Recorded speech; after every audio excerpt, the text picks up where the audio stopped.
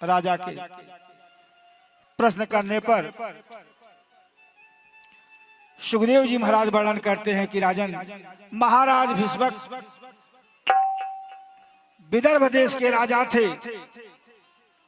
इनके 5 पुत्र और एक सुंदर कन्या थी। जिनके 5 पुत्र रुक्मी, रुक्मकेश, रुक्मबाहु, रुक्मवाली, रुक्मकेशी और रुक्मबाहु। एक बेटी थी जिसका नाम था रुक्मिणी। जब 5 वर्ष की रुक्मिणी थी तो भगवान के प्रति उसका पिता के साथ जब सत्संग में जाती थी, इसीलिए कभी भी आप सत्संग में जाएं तो छोटे छोटे बच्चों जो हैं, अगर वो जिद करते हैं सत्संग जाने के लिए, जरूर ले जाना चाहिए। 5 वर्ष की अवस्था में की थी रुक्मिणी जी, अपने पिता के साथ सत्संग में जाया करती थी और कृष्ण की कथा जब सुनती थी, कृष्ण को देखी नहीं थी, खाली उन्हें सुनी थी।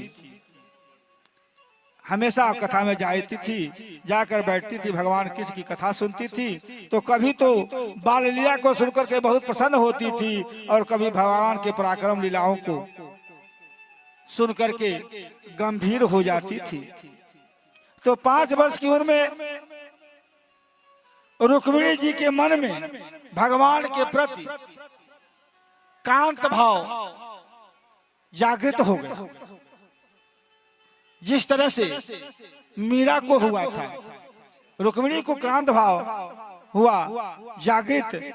बारात को जाते हुए जब देखा एक बार मीरा जी ने, तो कहा था, मेरे तो गिरधर गोपाल दूसरो न कोई, जाके सिर मोर मुकुट मोरे पति सोई। मेरे तो गिरधर गोपाल दूसरों। लेकिन जब रुक्मिणी जी शादी के योग्य हुई तो इनके जो सबसे बड़े भैया थे, जिनका नाम था रुक्मी, यह भगवान से बहुत जलता था।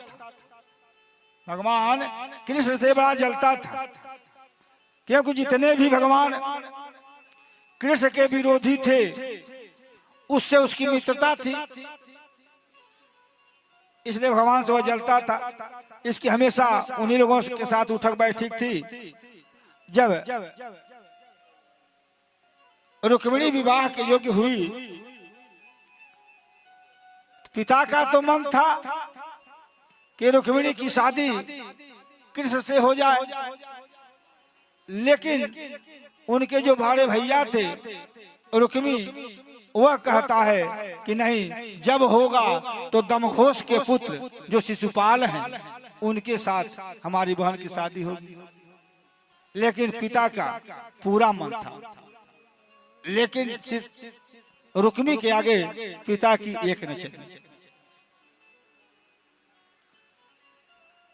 और रुक्मिणी जो है अपना मनसा भगवान को वर्ण कर चुकी थी कि अगर शादी करूंगी